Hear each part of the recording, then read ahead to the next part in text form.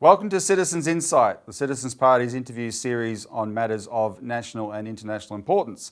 And my guest today, my return guest, is the Executive Director of the Licensed Post Office Group, Angela Cramp. Welcome, Angela. Hi, Robert. The title of today's interview is The Untold Story of the Australia Post Scandal. Since we last spoke, Angela, which I think was back in February, we did our first interview, which made a very big impact, I must say, on the Australia Post campaign that we were running to get, Christine Holgate reinstated as CEO of Australia Post at the time. So we did that interview in February. You told the story of Christine Holgate. I think we called it Christine Holgate Saved Australia Post. The truth about Christine Holgate, she saved Australia Post. That interview contributed to the Senate calling an inquiry into the Christine Holgate scandal, what happened to her on the pretext of the Cartier watches. And so now that inquiry is finished. We have the final report. We had a Four Corners story about it at the beginning of this week, which we can talk about in a minute. But let's just do a little bit of a post-mortem here and discuss how that went. So what did you, as someone who's such a stakeholder in Australia Post, as the person who represents the 3,000 small businesses that run post offices in Australia, what did you think of the inquiry itself? I thought it was great, it was extensive. I'm very disappointed that there was no teeth to it. The truth certainly came out. I mean, we heard the facts, and it's quite easy to read the truth in the facts, but we have the same board and we have the same outcome that we had before we went into the inquiry, which is extraordinary, I think. I think we have raised the public perception, and I think it would be very difficult for this government to move forward, or the board to move forward and sell off the parcels or divest themselves of the parcels. Yep. I also think that Australia has been put on notice when the minister says that Australia Post will always be in the government hands. I think they now understand that we need to find out whether it's a matchbox size Australia Post or the business that we have today that will always be in the government hands. So I think it's raised awareness. I am still very disappointed that we have lost the CEO that was taking us to a new dimension, a new era as Australia Post. And it remains to be seen what we can do with the CEO that was appointed by the chairman of the board that got rid of the best CEO that we've ever had, and then sat back and told the inquiry that he didn't anticipate that happening. All of these things we have to live with now and survive, I guess. Yeah, so I think what the lack of confidence you're expressing there is, even though the report actually is quite excellent in its content, including demanding an inquiry from an apology from Scott Morrison, an apology from the board and the chair, and calling for the chair to resign, and raising questions about whether there should be follow-up action against the chair, perhaps through the Privileges Committee, because of the at least 4 instances where they raised that he may have misled the inquiry, which is very serious, which if he did, he only did on behalf of the government, not for a personal reason. And then it raised the issues to do with the government politically interfering with Australia Post. Now, yes, the government owns Australia Post, and of course it should be able to have some kind of say, but there's a proper process for that. Yeah. This was deliberate interference to get rid. All that came out of the inquiry, and it's in the report, but so far there's been no action on that whatsoever. And until there is, how can you have any confidence going forward? No, we don't have any confidence going forward. The only thing that we could do is do the same thing again, go to the people, go to the Citizens Party. Get the citizens of Australia to start, calling their local ministers to do something different. I'm quite sure that the committee saw the truth, found the truth. I was very impressed with the committee, except for a couple of members of the committee who obviously weren't interested in the truth. They were there to, I don't know, I suppose be the advocates for the government who have caused this problem. But I'm quite sure that the majority of the committee understood that this was not straightforward, and there was definitely more to this than meets the eye, which the fact that we can't get anything repaired, I suppose, even though that is obvious, is it's very disappointing. So while you do have that sense of that, do you and the LPO group also have a sense that thanks to this issue and this happening and this campaign, there is much greater awareness among the general Australia public about what LPOs go through? Right. I think everybody, like that's been the resounding response in communities all over the place. People had no idea of how we operated. The perception was we were part of the government, we were public servants, we got paid whether we were there or not, and it didn't matter what level of, work we did. That is certainly something that everybody understands now. If they're not in our post offices supporting us, their post office is not supported, therefore their post office is under threat. And that's, that will change a lot of the future, I think. If people understand that they need to support us for their community to be supported by Australia Post, then we have, we have lost Christine Holgate. That's gone.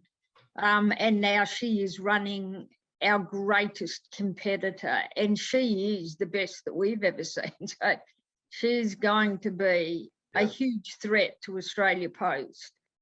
And we have yet to face that. I mean, it'll be a couple of years before she gets that business on its feet. So between, now and the future, we have to build up our reserves, I suppose, and the communities that we serve have to not take the post office for granted. I mean, a lot of licensees expected that the government would save Australia Post if Australia Post ran out of money. We now clearly understand they won't. They may well save a few corporate offices, they may well save a few postage jobs, but by and large, they will let Australia Post go down the gurgler if it's not commercially sound. So we have to address that. No, we do. And can I say on behalf of the Australian citizens who we helped to inform, we became informed and then we helped to inform about this subject, we'll always have your back, because we now appreciate how crucial Australia Post and the licensed post offices are. Now, for the sake of the viewer, we aren't actually yet at the untold story of Australia Post, of the Australia Post scandal. And we'll get there in a minute, I know, but I want to get Angela's comments on some of the other aspects of the upshot of the campaign that we've just run. But when we get to the untold story, you'll see why the LPO group is so crucial, and all Australians should rally around it. But let's talk about some of the concrete things that we've achieved that I think have come out this week, Angela, in the form of the Four Corners story and what I consider the strength of that story, and then the announcement by the banks this week. So Four Corners did a story that, well, I'll say what I think, and then you can say what you think. But now that I've come to appreciate this Australia Post story and the LPO group, etc., and it was part of this campaign, we got so involved in it. usually I consider Four Corners to be the gold standard of investigative reporting in Australia, but it just seemed very, very weak and superficial, frankly. Right? They barely touched on the key issues, which is one of the reasons we're calling this the untold story of the Australia Post scandal. But what did come out, and I think is an accomplishment of this campaign, is they did confirm the privatisation agenda of Australia Post. That is no longer deniable. Four Corners added some pretty valuable material there where they showed how the Abbott government clearly came in with that intention to privatise Australia Post, and then it was only because the National Party resisted it that they had to temporarily put it off. But in the meantime, things were happening inside Australia Post that was pushing that agenda ahead anyway. That clearly came through in the show. And politically now, that agenda right now is dead in the water politically. However, you did express justified cynicism on the show about that part of it, in the sense that, yes, it may be dead now, but we've got to keep an eye on it. So what's your thoughts of that and the Four Corners story generally? I think the Four Corners story was pretty good. It is a very complex story. You can't actually cover everything. It'd take 24 hours. So they did focus. Yeah. And at this stage, it is political that has caused our politics, that has caused our biggest problem. It was quite clearly politics that got rid of the CEO. Yeah. And why would the minister, why would the Prime Minister, why would the board want to get rid of somebody who's finally done what everybody wanted to do with the business? So you have to ask yourself, what other reason would there be other than they don't want a successful Australia Post? If they don't want a successful Australia Post, the only reason is they want to sell off parts of it, and they need to convince everybody that the house is falling down, so we should get out. There is just no other explanation for it. We've been told that it was just a massive stuff-up and nobody knew how to backtrack from a massive stuff-up. I find that very difficult.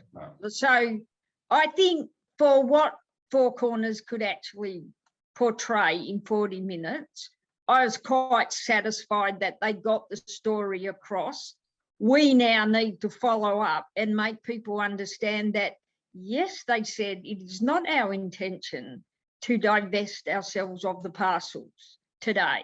They don't actually say the today bit, but tomorrow it may well be their intention if it looks like a good idea and they think they can get across the line with it. And it's not just the Liberal Party.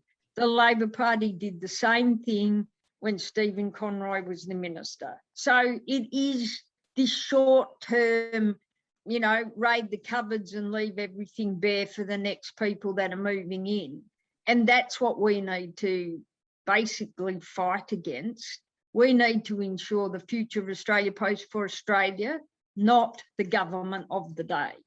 And so the view is clear, just the technical part of why that's important is Australia Post is not funded by the taxpayer. It has to make its own money. And with technology, fewer people are sending actual letters.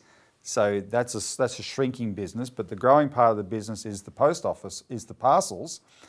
And if that ever was sold off, that would instantly make Australia Post itself unviable, and the whole business would be on its knees, and the LPOs would be back to the condition you're in. So this is why it's not just a casual business decision about the parcels. This is the future of Australia Post we're talking about, and which is why we have to be eternally vigilant and make sure they do not sell in whole or part any of Australia Post. You can't hold Australia Post anymore to being a letter delivery service. Yeah. It is a commercial enterprise offering a range of services to communities across Australia, and that needs to be moved into the legislation. Like, we should be the banking service everywhere now that the banks are leaving town everywhere. we should be the one that people can, or the place that people can comfortably go, ask for information, check facts, get their money, pick up their parcels. Like, parcels is a very big part of everybody's life these days. Most people do online shopping, even my husband. So the thing is that if you live in the sticks, in rural, remote, even regional areas, the major commercial opposition does not go to those areas. So Australia Post is everywhere, and they are mandated to deliver to 94% of the delivery points in Australia. Like, I think there's currently about 13 million. So that's a lot of locations. The commercial carriers are not mandated to deliver anywhere that they don't want to. Like, Christine Holgate will not be going to the far ends of Australia with her new enterprise. She's in a business that wants to make money. Australia Post is in a business that is mandated to serve Australia. So parcels should be part of that, because now parcels are probably more important to most people than letters. Yeah. And if you do live out in the middle of nowhere, you are not going to get a parcel at a reasonable cost from anybody else but Australia Post. You can't go to the bank if the nearest bank is 4 hours drive away, a round trip of 4 hours to get $200 out of the bank. That diminishes everyone on the way except those major centres. So all of these things need to be moved into the legislation. The legislation needs to be overhauled so Australia Post is now actually a service centre, which is where Christine Holgate wanted to take the LPO network, a commercial hub for communities across Australia, so that the services in town, and the Nationals have always been very particular about this. Ron Boswell and Barry O'Sullivan and Bridget McKenzie want services in the regional and rural communities where people live. They believe they have a right to be serviced in their place of residence. Well, that's where LPOs are. Well, let's just explore that now. I think that brings us to the main purpose of this interview, because people might be thinking, after having listened to what you just said, then, well, that's common sense. You know, why wouldn't the government just go ahead and do it? Your experience as a licensed post office, as a post office licensee, and the people that are part of your LPO group, is you've had over time, you've had a really hard time with the management of Australia Post and the government in actually doing common sense things like this, and that has led to there's a whole history to this, to a sort of a struggle that you've been part of, that's led to the point we're at now. And I want people to hear that story. Angela, you've told me that story. I think it's an amazing political story. I want people to hear the story of how the only reason they've got a post office in their community is because relatively handful of plucky people have stood up to the power of Australia Post management and the government, just to protect your businesses. But in protecting your businesses, you're protecting the service to the community.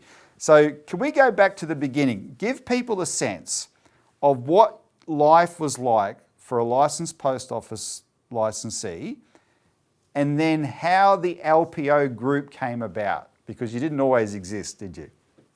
No, we didn't. There was an industry association that we were all members of, and we were all struggling. Like, I have newsletters from the mid-90s from, a breakaway group who were trying to do something, but they didn't have the benefit of the internet. So it was very expensive for them to write letters to licensees and try and raise awareness, mail-wise. It was not cost effective. So the internet saved us. But my husband and I bought our first post office in 2001. Like, we were probably green as grass. We thought that we were buying a business that delivered essential services to everyone in partnership with the government, had to be a good business, had to be safe, like you wouldn't go broke working for the government. And like, that's probably, you know, we thought we were buying a business, you collected mail over the counter and you sold stamps. That was pretty easy and we would, you know, do okay. It was so far from the truth. It was just terrifying. And we bought a second one a year later. Yeah. Gluttons for And punishment. it was a remote post office, and we bought it in partnership with my parents, and they were going to go and work in it. It had no street delivery. It had close to 2,000 post office boxes, and everybody who lived in that postcode had to get their mail over the counter from this post office in Lightning Ridge. Unbeknownst to us, and our payments, the majority of our payments, especially at the one at Lightning Ridge, because most of the revenue was derived from mail services, not retail, not transactions, just making sure people got their mail and it was managed. Most of that payment was linked to the basic postage rate, which is the, you know, the ordinary stamp. So when that went up, our payments went up at the same percentage. But if the basic postage rate did not go up, then our payments did not go up. So it was linked. Unbeknownst to us, we bought the business in 2002. We bought the first one in 2001, and it was a metro area.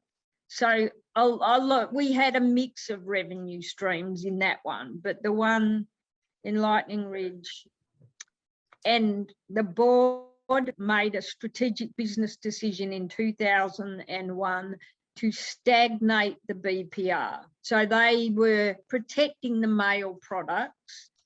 So they had no intention of lifting the basic postage rate for quite some time. That ended up being 11 years.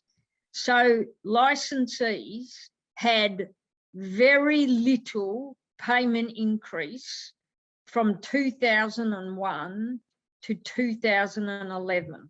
Now, everybody knows that the wages and the rents and insurance and every other cost skyrocketed through that time, and our payments did not. But we were green. We didn't really understand why we were going backwards. We simply couldn't afford to pay, you know, our bills. And can I just butt in with an observation there? Because people, the consumer listening might think, oh, well, I'm glad the price of stamps didn't go up. Yeah. But all those years, Australia Post was making a profit. Yep. And the government was getting a huge dividend every year. Yep. And the only people missing out were the licensed post offices. It came out of our pocket. Yeah. That dividend came out of our pocket, and the board knew that. Everybody knew that this decision, this strategic business decision, it was just absolutely damaging to licensees.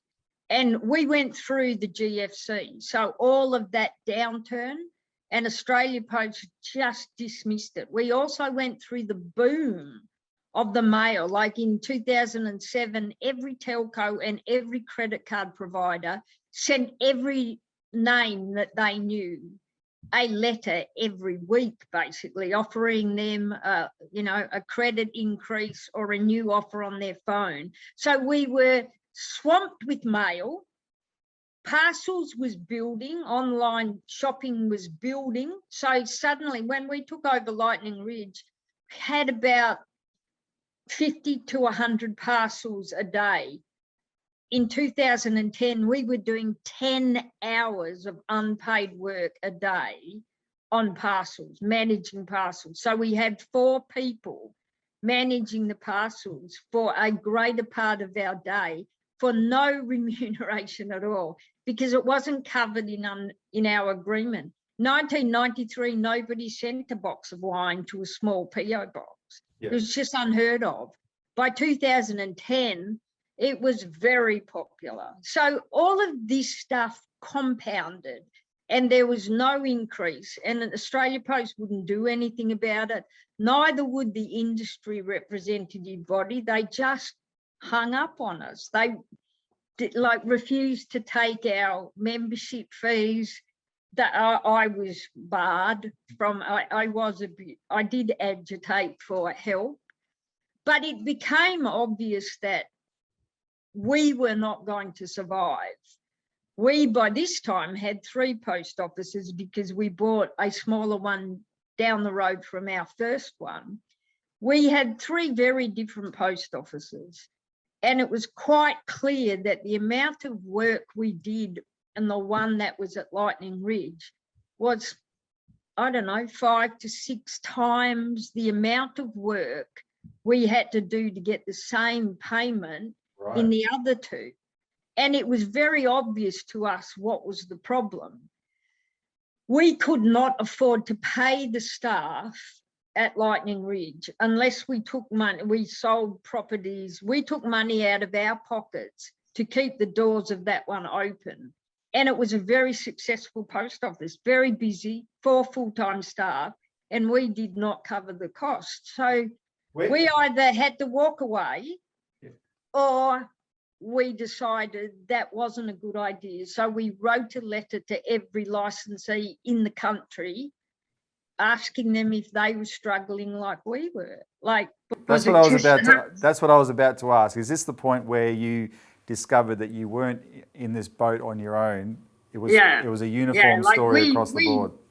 We sent a letter out on Australia Day 2013 saying, I don't know about you lot, but we are struggling here. We want a better relationship. We want to actually sleep at night. We want to be able to cover our bills, and we're not. How are you going? And we were inundated. My son gave me a little website for that Christmas, and we actually put that website address on this letter, and it just crashed. Wow. There were so many people ringing up, and people in tears, men ringing me in tears saying, I thought it was just us. I thought we just were failures. So about 400 of us joined up within a month, and we decided that we needed to do something about this. So we held a meeting in March in Sydney, and 100 licensees flew in from other states. We formed a steering committee. We found ourselves a lawyer that actually did work well, was experienced in franchise and industrial contracts. And we decided to make a difference. Well, either we walked away or we fought. Is this the meeting that the independent Senator Nick Xenophon attended? Yeah, well, he didn't attend the one in Sydney, but previous to that, he had met with 8 licensees in his electorate or his state in Adelaide. And he was overwhelmed with the story that he was getting from those licensees. The next week, 8 licensees in Queensland met with Ron Boswell, Senator Ron Boswell from the Nationals, and he said it was the most distressing meeting he had ever held with constituents ever. There were grown men sobbing in his office, and he had to tell them they had nothing to sell. Their businesses were worthless. Nobody would buy them. They weren't making any money. So they should stop thinking that they would be able to sell to get out of this problem. Nick Xenophon wanted to know if this was wide-ranging. So he got in touch with me and asked if we could call a general meeting in Adelaide. So we all flew to Adelaide, and he held this meeting, I think it was in a church hall, and he gave the licensees the microphone, and all afternoon people were just pouring out their despair about what was going on. he took us all to dinner that night to a pizza place and got on ABC radio and started to make a difference. It was just extraordinary. The next week, both Ron and Nick went back to Canberra, fortuitously met in the corridor and decided to call the Senate inquiry. And with 2 weeks' notice, we had a Senate inquiry, and that inquiry was into the appalling payment for parcels. Yeah. And it was going to be a one-day inquiry and it would be all done and dusted. 9 months later, it had actually interrogated the entire business of Australia Post, and everybody understood that this was almost on Skid Row. It wasn't just us, it was the entire business that needed to be overhauled and modernised and, you know, managed differently.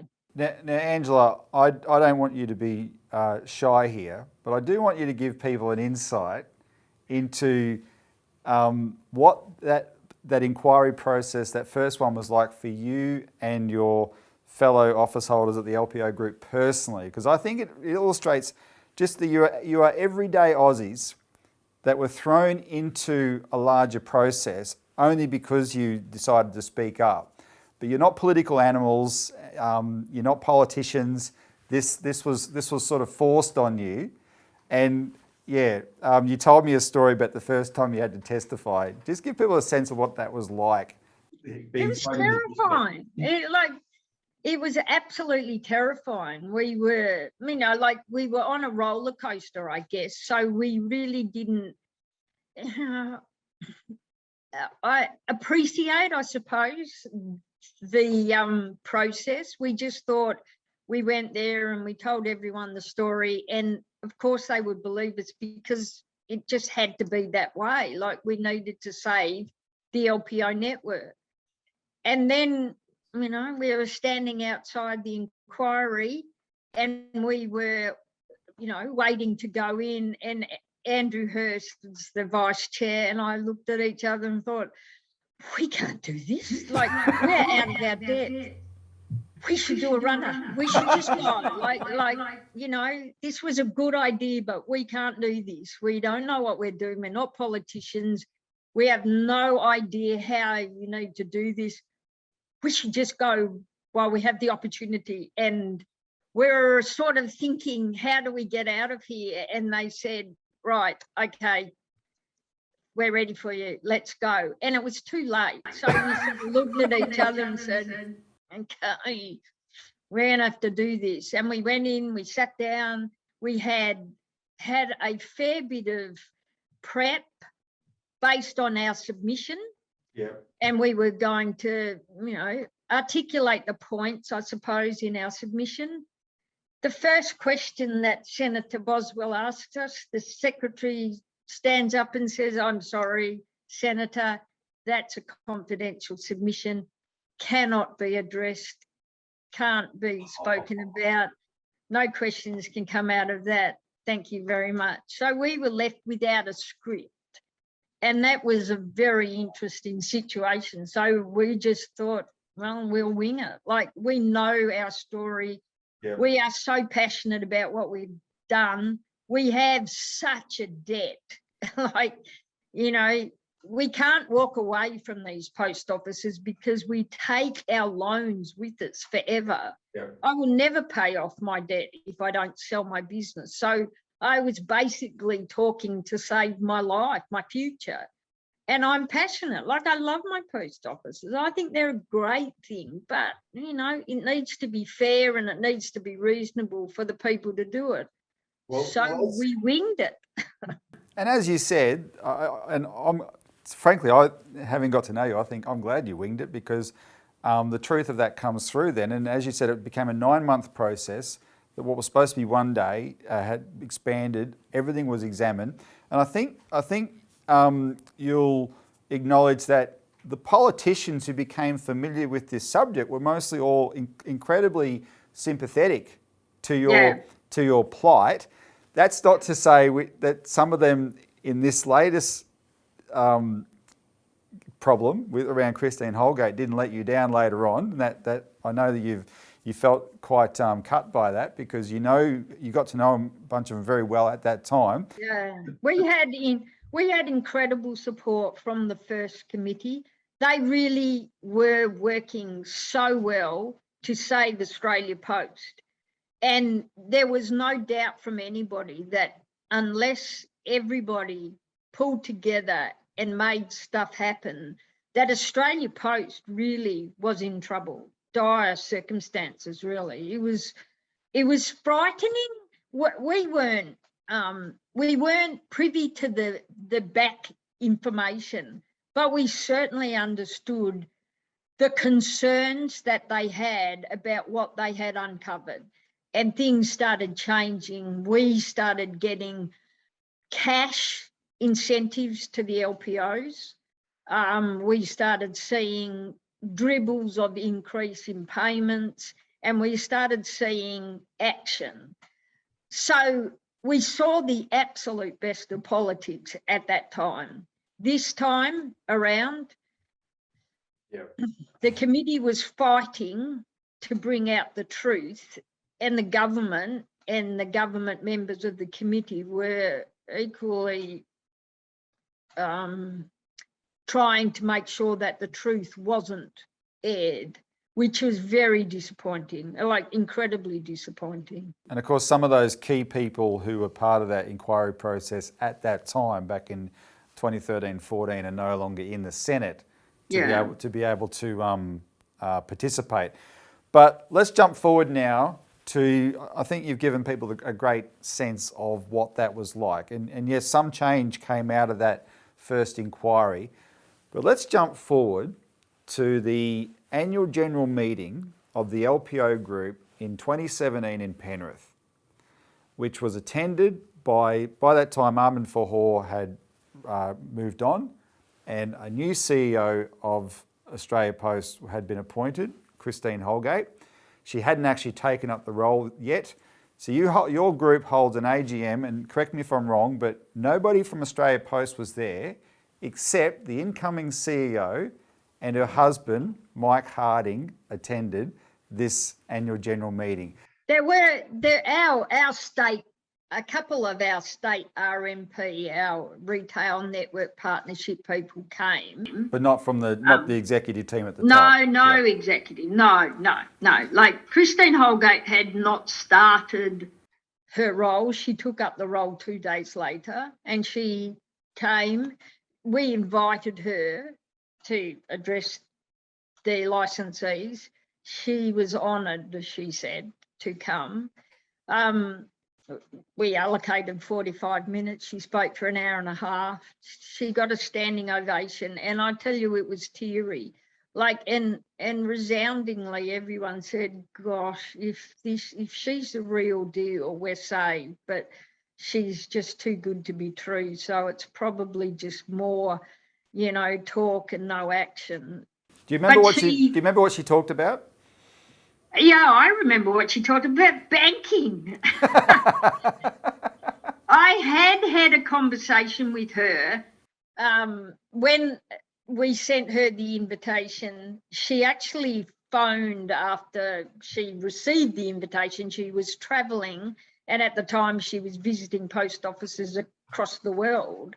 So she phoned to introduce herself and said that she would be very interested to sit down and have a talk about what was on our pain point list and our wish list. And I took the opportunity to verbalise it just in case I did never hear from her again. So we did have an extensive conversation, and banking is one of our pain points, because we were very disadvantaged by servicing our communities with banking. And there was just no doubt about it. We were underpaid. We could be standing at the counter for 20 minutes counting their takings, which we needed to do for our communities to survive. Businesses need to be able to bank their takings if they want to continue. There's no banks, there's only one option. So we were getting paid a paltry amount of money to do that. And I took the opportunity to talk to her about that. So she apparently did some investigations between then and when she started. When she came to the AGM, she was a full bottle on what we needed to look at and what we needed to investigate and how this should work and how the banks are very profitable and that, you know, we're offering them a good service and they should chip in. And she went through a whole heap of topics that she would like to address, really. But she was not the CEO at the time, so it was not her plan. It was more her idea of where we should be looking at what we should be doing.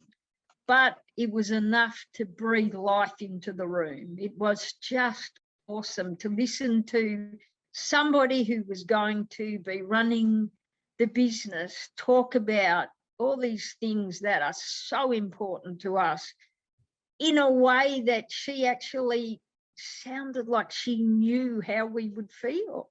And really, it was just extraordinary. Well, so I that that's what that experience was like that day. Did she deliver? she just kept delivering.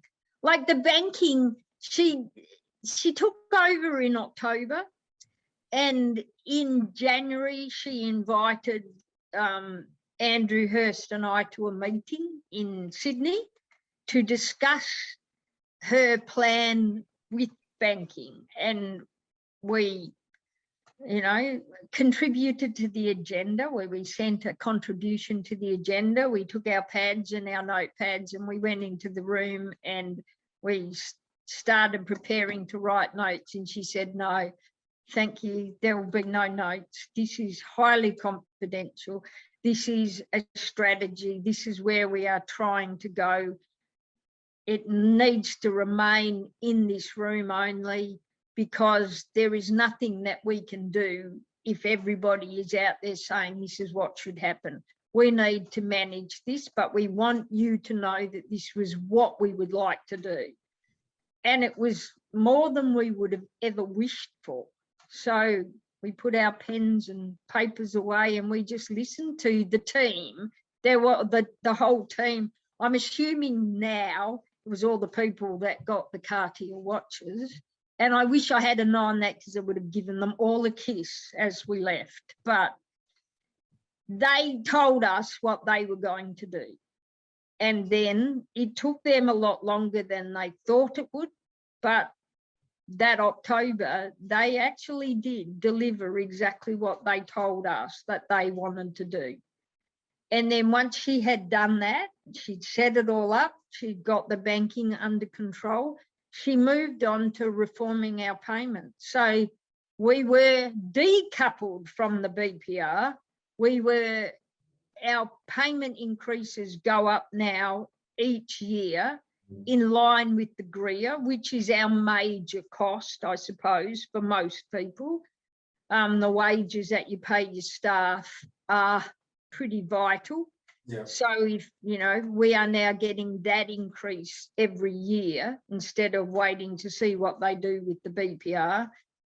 And there was, like, she decoupled our payments from that. Then she changed the payment reform, the payment structure, and moved our payments away from the letters side of the business over to the parcel side of the business. So we, you know, in 2013, we were getting paid 19 cents for delivering about maybe 50% of the parcels that go out, that went out of our post office. So we're getting 19 cents for 50% of them. Cost recovery at that time was about $1.40. So you can imagine how crippling it was. Yeah. And we were not getting paid for any PO box parcels. She upended the bucket and put it all back in differently. We are now paid to deliver a parcel. A parcel is a parcel is a parcel. It goes over our counter. we get paid a very reasonable amount of money now. We are also paid to scan everybody's parcel in and out. So if you want to track your parcel, you can track your parcel because we scan it now because Australia Post pays us for it instead of just telling us to do it. You know, it makes a big difference. So she did that next. So some of this is technical, but essentially everything she was doing was supporting the infrastructure of Australia Post, such as it is, that guarantees a service to the communities you serve. And it looks like, Angela, the problems were there to be solved, but it was Christine Holgate was the first to come along and actually solve them. And it was more about an intention that she had rather than that. The fact that she could solve them really does show up what happened before her, whereas that lack of solving the problem speaks to there were other agendas afoot, such as the downsizing for privatisation, and hence why we were so suspicious about that all through this scandal, because that explains the reason she was got rid of. It's why we are so distraught. Yeah. We actually did see how good she was. I've been a licensee for 20 years, and not many of those 20 years have I slept soundly at night. Really, we spent most of our time worried sick that the next day would be our last day that we could survive. And then Christine Holgate came along and she stood in front of us in 2017 and said, okay, this is what I think I should do. And we all sort of thought, wow, if she did a quarter of it, things would be so much better. And yet she just kept rolling things on. Yeah. And this year is the first year that I've had money in my bank at Christmas time. Christmas is the worst time for licensees.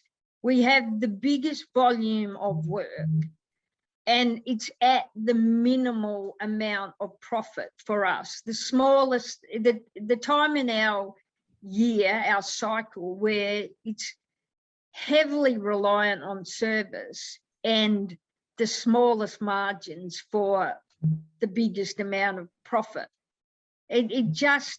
Sales, I should say, it's a hard time of year, and most of us end up in January with a massive overdraft because we simply didn't sell all the stock, we didn't sell through. We had to have more staff there to help people make decisions about their Christmas mail, and I had money in my bank. Most people did not have an overdraft this Christmas, which is... So let me just say, when Christine Holgate was forced out, the first ever reference, the first time I saw your name in print, it was an article talking about how you had organised the LPOs to send in $5 each to pay for the Cartier watches, and they quoted you that she was the best CEO Australia Post has ever had, and yep. From what you're saying, that was no exaggeration. No, it was no exaggeration. And that's just not me saying it. This is people all over the business. Yeah. People that have been with Australia Post for 50 years. They saw it, like executives, staff, corporate staff, delivery staff. Everybody has seen it. She just responded. Yeah. She was down here with us. She had her phone number and her email address on the company website. You wanted to talk to the boss, you could talk to the boss, and she answered. She just took an interest in our level of the business. I hope Australians who get to hear this have the same sense I do, how absolutely perverse it is, therefore, that not only just in general, this woman was this extraordinary corporate leader was forced out of Australia Post the way she was, and Four Corners could not do justice to this story. People have to hear it from you. From that, you've got to see Australia Post through the LPO's eyes. That was not just perverse, but the thing that the first thing she delivered on, which had made such a big difference to you guys, the thing that that she actually, as you said, you called her that time and she was travelling. when she thought she was going to take this job, she went around the world to visit post offices around the world to see what made them successful. That at her expense, due diligence before she took this job, and then she made it work. And this woman is the reason that Australians, that 1,500 communities in Australia have access to a post office, that the communities the banks have abandoned can do banking at post offices because of her. And it was for that deal, because she awarded Cartier watches to that team that you got to meet with, who delivered, who worked, 24 hours a day, weekends and holidays, etc., to land this deal, because they got a $5,000 watch each, when, by the way, the average Cartier watch is $500,000. Thank you very much. Right? It wasn't ostentatious. It was a recognition. For that deal, this woman was moved on by this Prime Minister and the gang of thugs around him. That's what people have to take into their heart. If you're a patriotic Australian citizen, listen to what Angela Cramp is saying. Right? It's so perverse that this happened. But Angela, we're running out of time. Let's just get to what I reckon is the second victory out of our campaign, though, because thanks to you told me this story, our party got involved with your group in just spreading the word. Listen to the story of the LPOs, and the public came along to actually see that an injustice had been done, and we got the inquiry, etc. One of the things we did in that campaign was shine an enormous floodlight of attention onto the banking deal, which at the time, Christine was forced out, was up in the air, because negotiations to renew the deal was supposed to start around then. And when you and I went to Canberra in February to talk to politicians, this deal was completely up in the air. It wasn't settled that the banks were going to do a deal that renew it at all. This week, extraordinarily, CBA and NAB have announced a renewal of the deal for 10 years. Now, that's obviously good news for LPOs, and you can comment on that. But I think we also have to acknowledge that is a victory for this campaign, because we basically put so much attention on it they couldn't back out. Would you see it that way? Yeah, no, it is. And they're not disclosing the payment terms, but they have confirmed verbally to the LPO group that licensees' payments will not be reduced regardless of what the terms they have with the banks. So that's good. We're very happy with that. If Australia Post has sold themselves down the river again, like before Christine, that'll be the government's problem, not ours. We'll be getting our money. Well, let's chalk that up to a victory then. It is. It's fantastic.